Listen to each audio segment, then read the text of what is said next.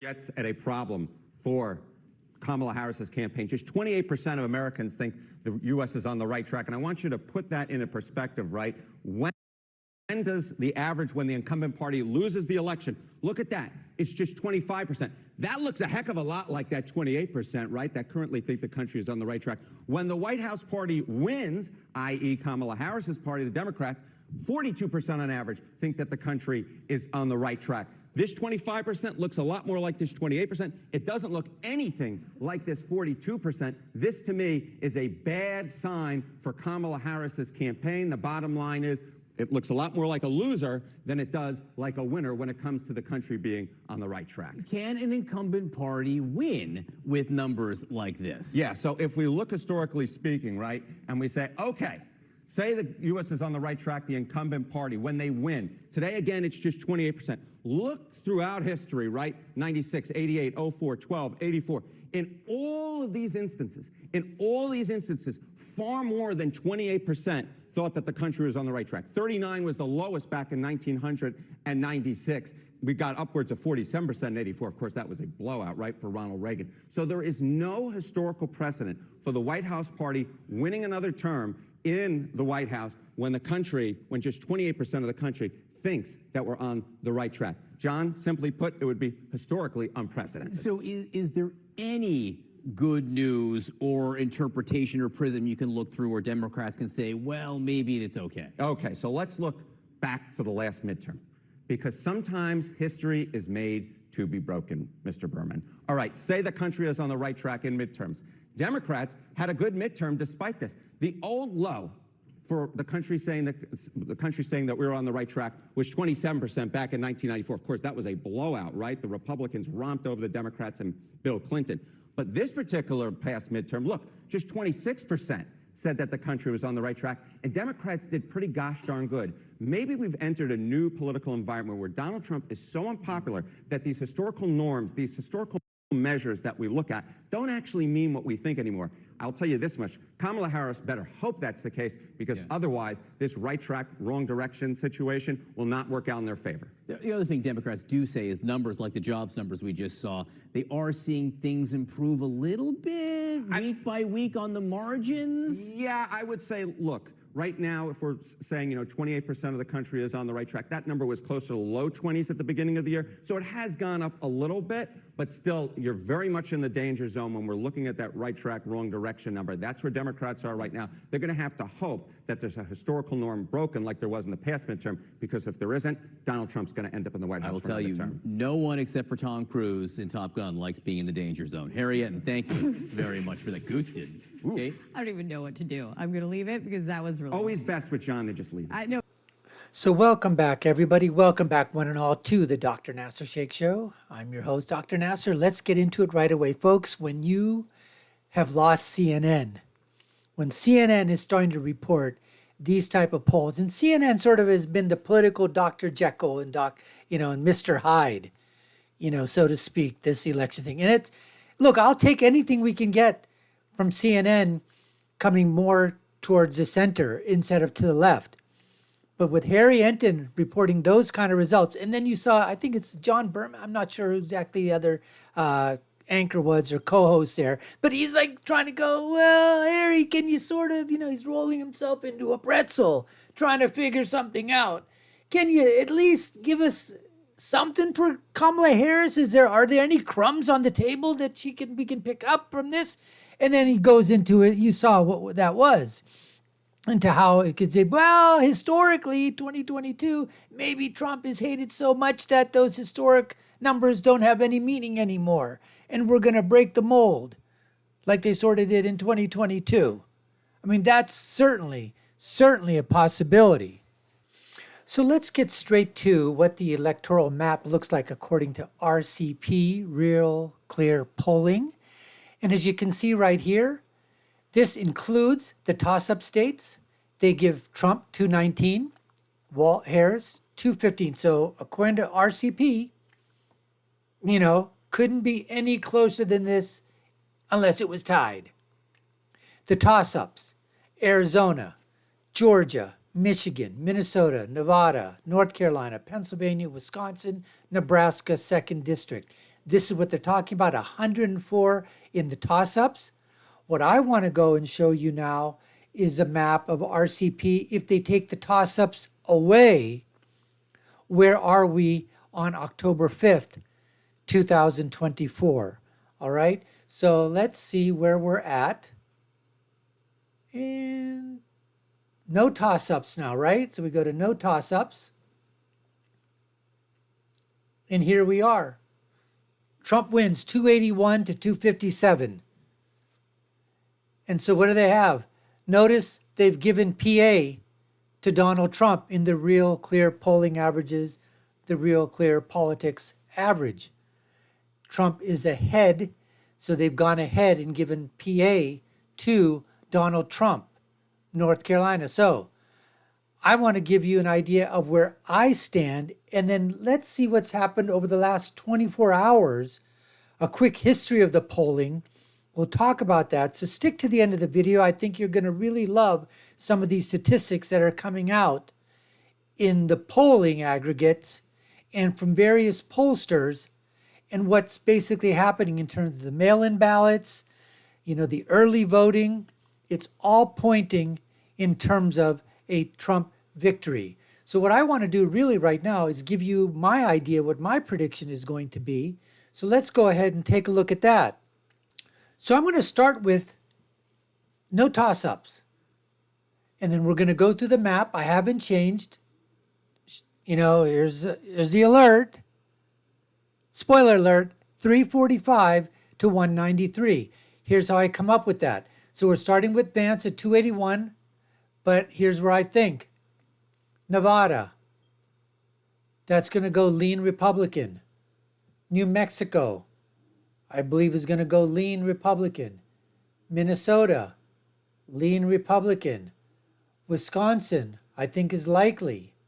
Michigan is lean. Virginia is lean. New Hampshire is lean. Nebraska too, I believe is lean. And New Hampshire is lean. If you take a look at all this, that's where I come up with my 345 to 193. And there's so many reasons for that, folks. We're going to go into a little bit of what's happening in terms of the demographics. Women, Asians, Muslim vote, black vote, especially black men, women with college degrees, women without college degrees, all of those. Union vote, the propensity, lower propensity voters breaking for Trump. What's happening in Virginia? What's happening in the urban area, the city of Philadelphia, where they say those people that are, $35,000 or less, they're breaking for Donald Trump. All of these things are showing signs. In Michigan, Elisa Slotkin talking about that Harris is underwater, didn't even come to that big. In Wisconsin, the senator from there did not go to that big whoop-de-doo rally with Liz Cheney that was invite only. What is this invite only crap that's going on? Do you ever hear of a Trump rally that's like invite only? I mean, I can't think of any invite only rallies for Trump, but they're bussing these people in to make it look like something. Why would you have an invite only? Wouldn't you want as many people to show up as possible? I mean, that's what's stunning about this entire thing. So let's go and take a look and see what's happening out in the Twitterverse in terms of the polls, what people are saying, what's going on. Folks, this just gets better and better and better because it seems like everything keeps getting redder and redder and redder. So take a look at this. So I know it's hard to read, especially those of you on a cell phone or whatever, but I got you. I got your back. Here it is, folks. Rasmussen reports. This is the daily tracker. The daily tracker. So just take a look at what's been going on. He's at +7 as of October 3rd. 7-point lead in the Rasmussen daily tracker. The only pollster out there, folks. The only pollster. And I know a lot of people say nobody wants it, especially on the left, because they say, oh, it's a right-wing pollster. He's been either +2, +3 demographically towards Democrats whenever he's been polling. He oversamples Democrats. And he tells us up front. In fact, most of his weighting has been +2 Democrats, just to make sure that he's playing it pretty much, straight down the line. Now take a look at this here. Virginia Republicans continue to trounce Democrats among low propensity voters. Take a look at this.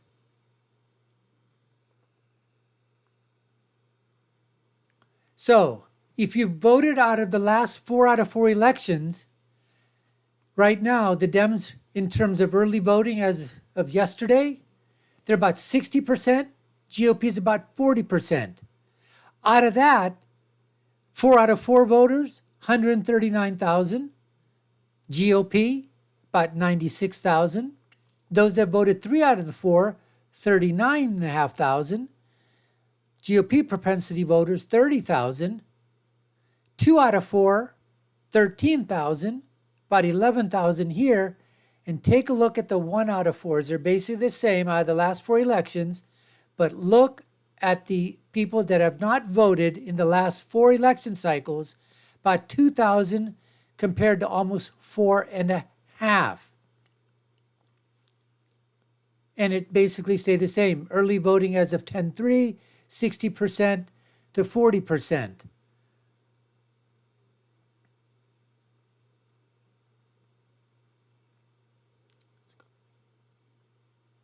Here's another report here. Elon Musk organization working with Turning Point USA's to win Wisconsin with the ground game. Ballot chasers, that's what they're doing. They're people who seek out voters directly and getting their ballots returned. So we are playing the Democrats' game now. We're learning slowly and slowly that it's not just the ballot's been mailed, but people, everybody, just, yeah, I'll do it. No, they find out that person wanted a ballot. It was mailed to them. Did it come in? They can track that. Oh, it hasn't come in yet. They have the address. They send somebody out to that address. Knock on that door. Hey, did you get the ballot? It says you did. Have you filled it out? Can we help you filling it out? You know what you have to do? And then here's how you turn it in, or you mail it in. We'll put it in all these things. That's what they're doing out there, folks. Go great ground game.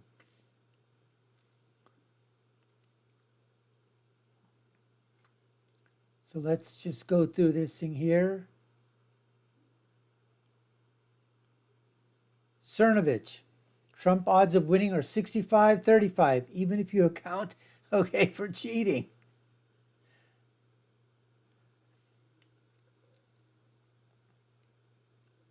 So let's take a look here. Israeli poll.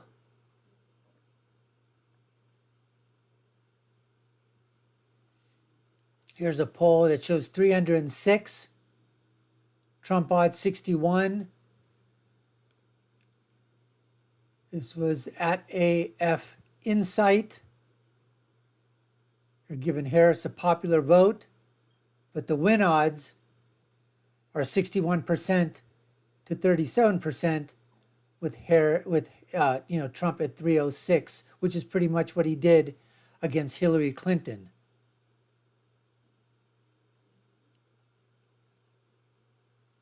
Let's go.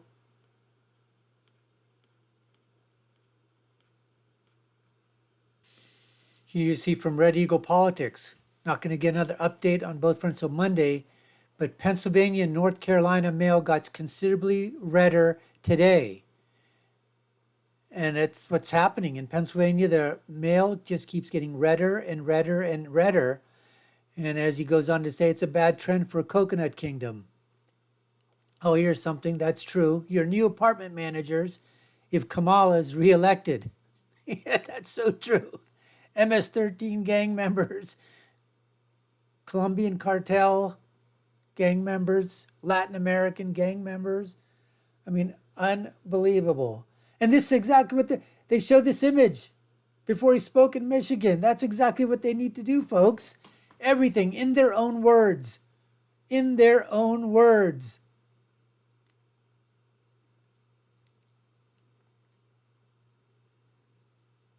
It's another thing here. Look at this. This is great. Local sheriffs threatening to arrest FEMA workers if they hinder rescue. Absolutely. Slam their asses in effing jail. We've been hearing stories like this going on. That people that are flying in their own helicopters, they're going in with their own cars, their own trucks, trying to reach these people in Appalachia, in western part of North Carolina, in Georgia, Tennessee, those parts affected by Hurricane Helene. And now we've got some of the police departments and the sheriffs that are basically saying, yeah, FEMA, you interfere, we find out that you're not doing your job, your ass straight into jail. Absolutely, needs to be done. Oh, here's somebody. So he's saying, I guess he's a political science professor. He's given Trump AZ in Minnesota and Michigan. So you win Michigan, you win Arizona, but you're going to lose North Carolina, Georgia, PA, and Wisconsin. Good for you being a political science professor, my man. But this prediction just makes zero sense. Take a look at this, folks. Take a look at this.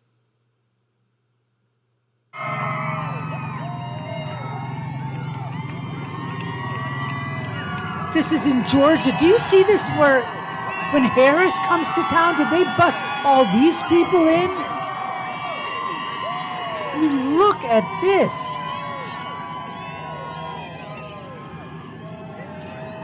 It's amazing. I mean, the line is, how long is this line? Miles and miles and miles of people. This isn't out in the rural areas of Georgia. I mean, look at this. This is incredible. Incredible.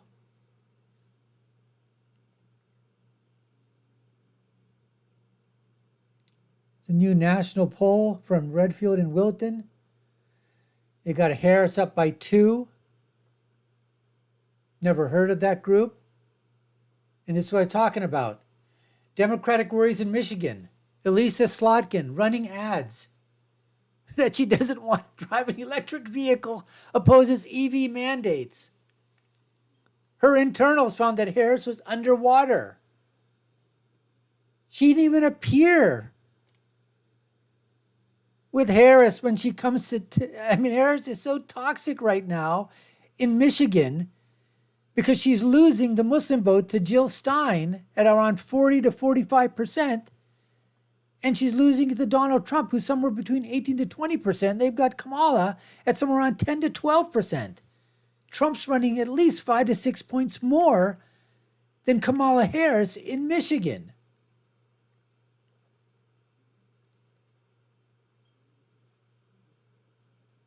Oh, this was funny.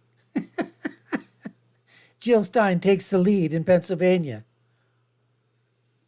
25% for Kamala, 25% for Donald Trump, 25% for Chase Oliver. And just by 0.4 of a point, Jill Stein. Just kidding, folks. Just kidding. Just test site. Oh, let's see what else. We're just going on a bit. Oh, yeah, here's what happened. If you go check it out. Take a look at this, folks. This is her when you can't... Remember his number? 32. Today we got 32 days until the election.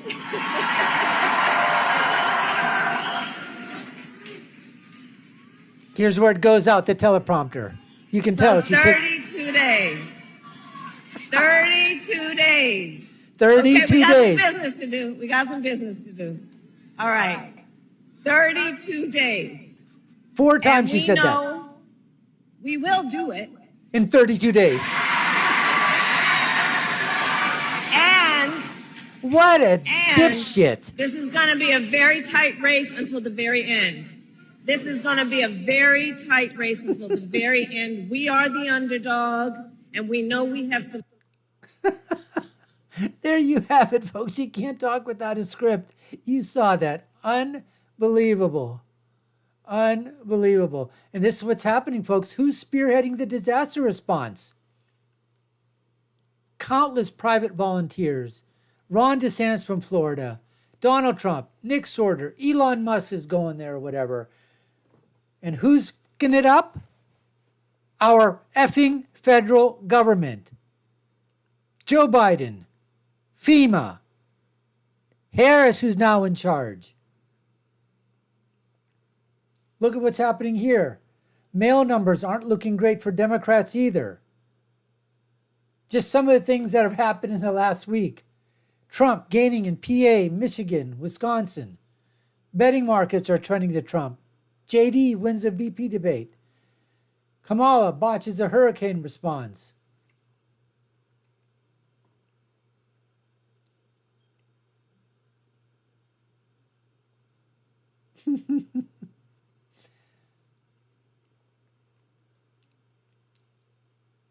So let's see here what they're talking about. At this point in 2020, Biden was up 8.1 in the RCP. Clinton was 3.8. According to RCP, nationally, she's leading 2.2.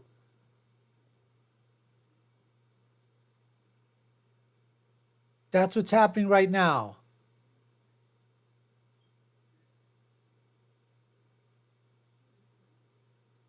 Take a look at what's happening. Pennsylvania and North Carolina mail-in ballot update over the past week.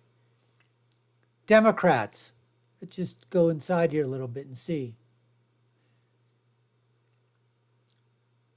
2020. PA is plus 7.4. North Carolina is almost 17 points higher at this point in mail-in ballots. The Democrats, as of this point, are down almost a percentage point. The Republicans are up in PA about a half a percentage point compared to similar numbers as of October 5th of the same time period last year. North Carolina, Democrats are about down a half a percentage point. Republicans are up about a half a percentage point. But I said before, compared to now, that means they were about 17% in 2020 in North Carolina. I'm sorry, 17 from 25. They were at 8% at that time. Amazing, amazing numbers if you take a look at these.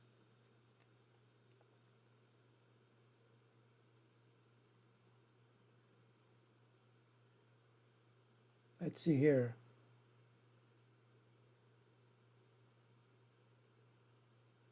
Oh, remember this.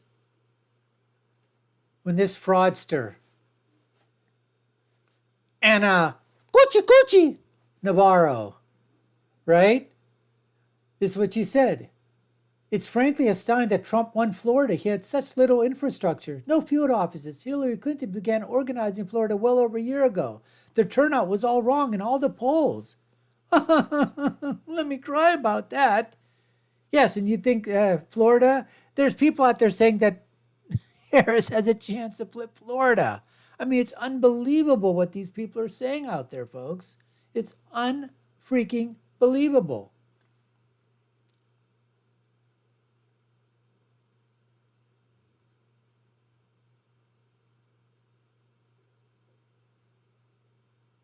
Just going here, let's see if there's anything else. Internal polls on Donald Trump has him enough states to win. Look at this. Newsweek, folks. Donald Trump received a polling boost among women likely to decide the election. The results are a worrying sign for Harris, for whom white women without a college degree could be a crucial demographic. Michigan, Wisconsin, Pennsylvania. And this is the ceiling. And as you can see, even Eric Daugherty is agreeing with me. I've got 345. I'm giving him the little blue dot Nebraska, the district in Nebraska. That's how I get my 345. Democrats 193.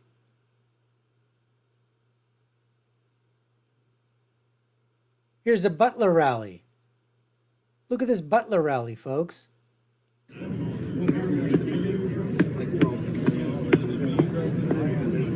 Again, do you see these type of lines outside for Kamala Harris? He's returning to Butler. I mean, just amazing. People waiting for hours and hours and hours, driving for hours and hours. Do you see a ton of buses coming in? Are these people being bussed in? Of course not. Of course not. John Fetterman talking about that Trump has a special relation with Pennsylvania, especially after the Butler shooting. He had a special relation before that anyways. Some type of a home state effect from it. Democrats panicking, absolutely, in Wisconsin, Michigan.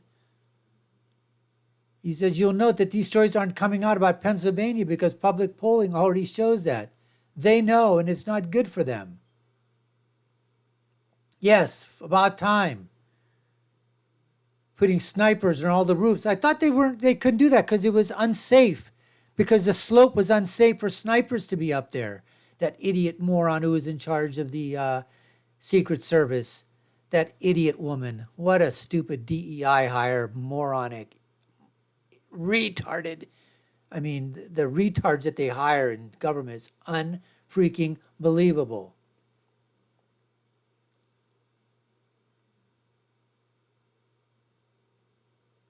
Oh, here's an East Side Detroit resident. They're all voting for Trump.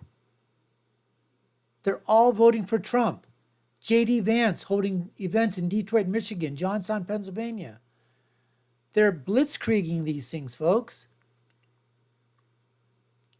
Democratic operatives increasingly concerned, relatively light campaign schedule for Kamala Harris, avoiding unscripted interactions, according to Politico.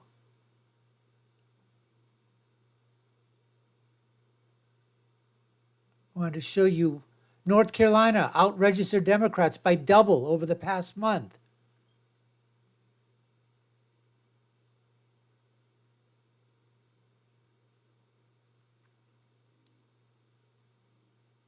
Georgia, vote by mail request looking good. Turnout is junk. Black percentage down. White percentage holding steady at a high mark. Got to watch for day 1 and day 2 for in-person voting.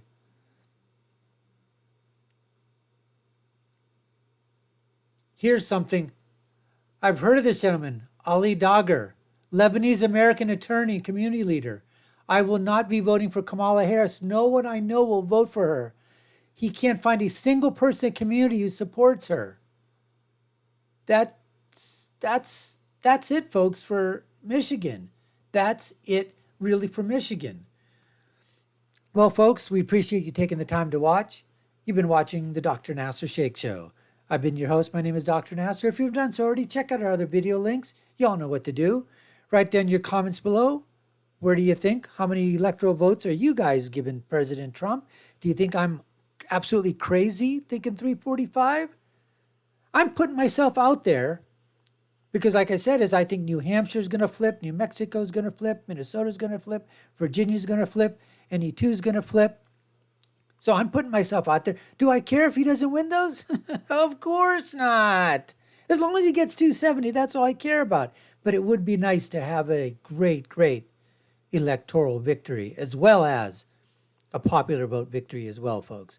Anyways, my final thought, when you're right, you're right. And when you're left, you're wrong. Until next time, folks, take care and stay safe.